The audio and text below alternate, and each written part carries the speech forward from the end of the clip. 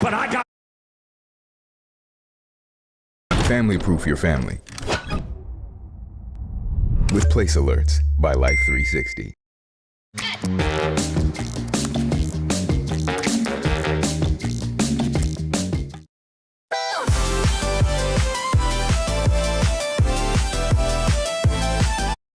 Well, less anti-Semitic, I guess. Oh, well, I don't know any news. We'll give you a call, and if it's good news, well, we don't really give a shit, so we're not gonna call you at all. Bye-bye.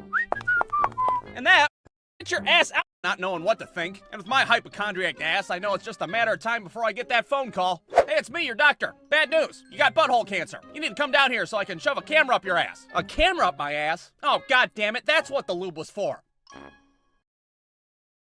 Alright, now I don't know about you, but when I was in 3rd grade, yo-yos were a big deal. I remember being out in recess.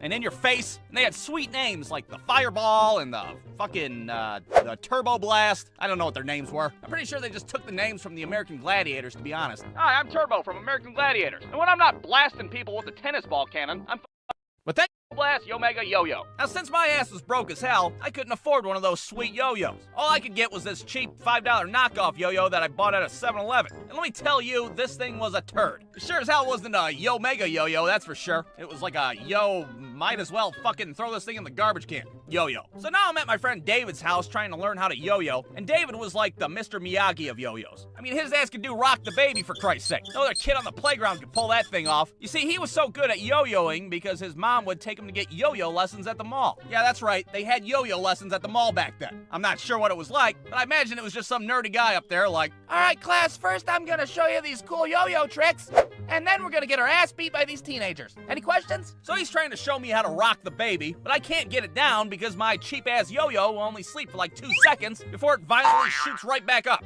But whatever, it's not a big deal. We all can't be champions. At the very least, I can still walk the dog, and that'll probably be good enough. So I show up to recess for the first time with my off-brand yo-yo, ready to stomp the yard and serve some people. And my first little match is against this kid named Jacob. And Jacob, of course, was notorious for being the kid that threw up in class the year prior. So you know his ass was practicing yo-yos day and night, trying to shed that reputation. I'm so good at yo-yos, I'm the yo-yo kid. No, Jacob, you're actually the kid that threw up in class. That's who the fuck you are. No, I'm not, goddammit, I'm the yo-yo kid. So this bastard decides to do the around-the-world trick, and that's where you whip your yo-yo around like a fucking pair of nunchucks. And I'm standing there like, goddamn, that was impressive. What the hell am I gonna do? I can't just walk the dog now. I gotta go for it. I'm gonna have to fucking rock the goddamn baby. So I whip my yo-yo down there as hard as I can, and I'm starting to panic because I know I only have like a 2-second window to nail this trick. I make the first move, and this fucking yo-yo flies up, hits me in the teeth, and explodes on impact. Everybody starts laughing at me like I'm a goddamn cartoon character. Even the teachers are standing there disappointed. Good lord, that is not how you rock a baby. Yeah, that baby's fucked up. Somebody needs to call social services on his ass. So needless to say, I got served that day by Jacob. But the joke's on him because to this day, his ass is still known as the kid that threw up in class. Ah, god damn it. And that was pretty much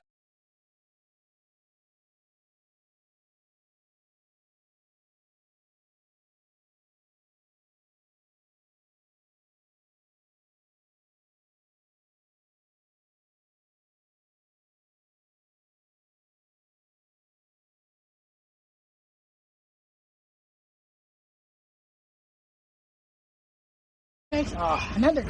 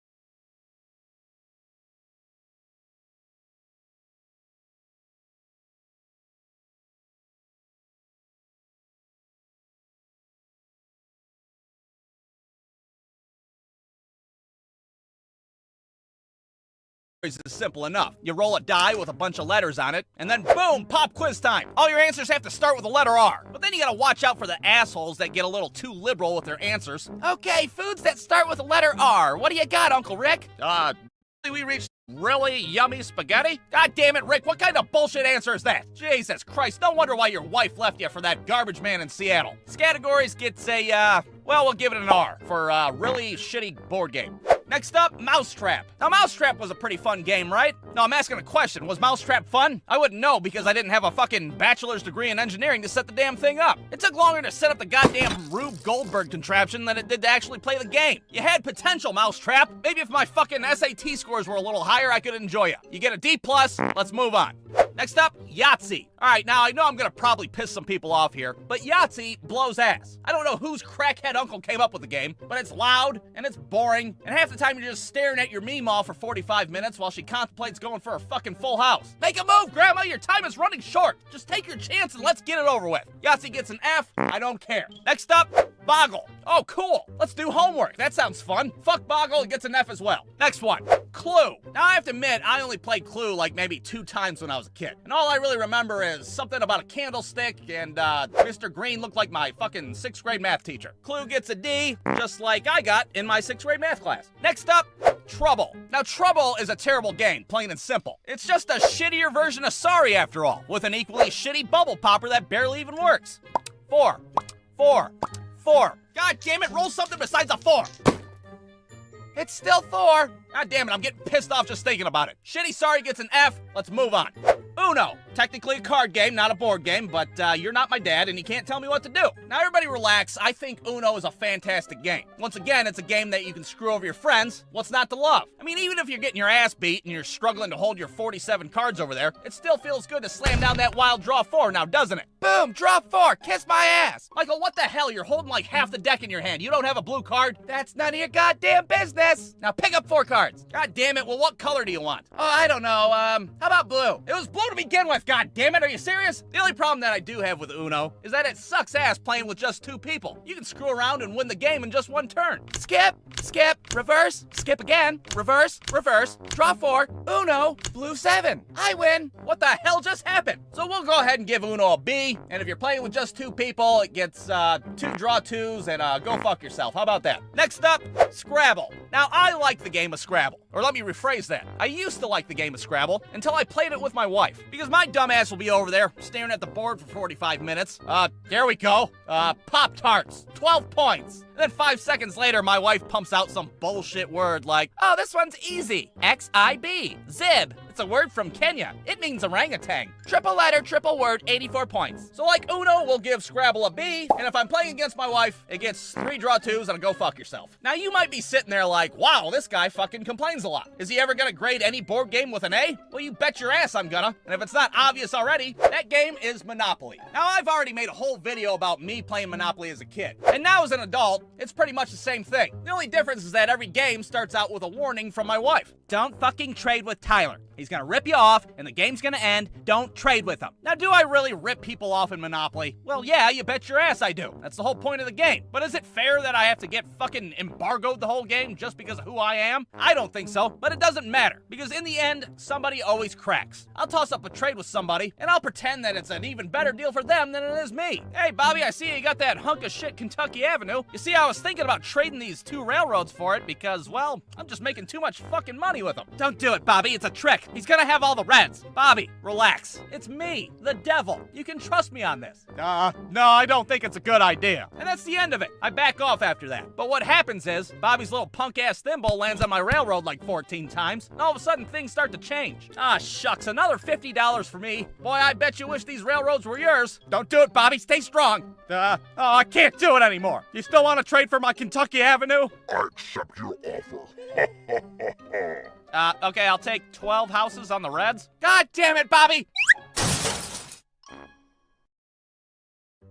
All right. Now, when I was growing up, the internet was still very much in its infancy. Being a kid at that time, I had no idea what the internet even was. What? The internet? Who the hell's the internet? It wasn't until one day I was in school in the computer lab, and I watched a kid bypass the firewall and look up cheat codes for the Sony PlayStation. Well, holy hell, after that, I was hooked. I mean, sure, it was dial-up back then, and it took 47 minutes to navigate 3 web pages, but I'll be damned, that kid unlocked Sweet Tooth on Twisted Metal 2. If that's what the internet had to offer, sign me up. So I started hoarding all those AOL trial CDs that they'd send you in the mail like some kind of maniac. I got 40,000 hours of free internet. Nothing can stop me now. But that didn't make a difference because our computer at home was old as hell. I mean, the thing was built when the fucking Flock of Seagulls were popular. Didn't have a web browser or Microsoft Paint or that sweet-ass Space Cadet pinball game that everybody blew ass at. No. There's just a fucking DOS prompt screen blinking you in the face. Nobody in my whole household knows how to use the damn thing. How do I make the fun things pop up on the screen? Oh, I don't know.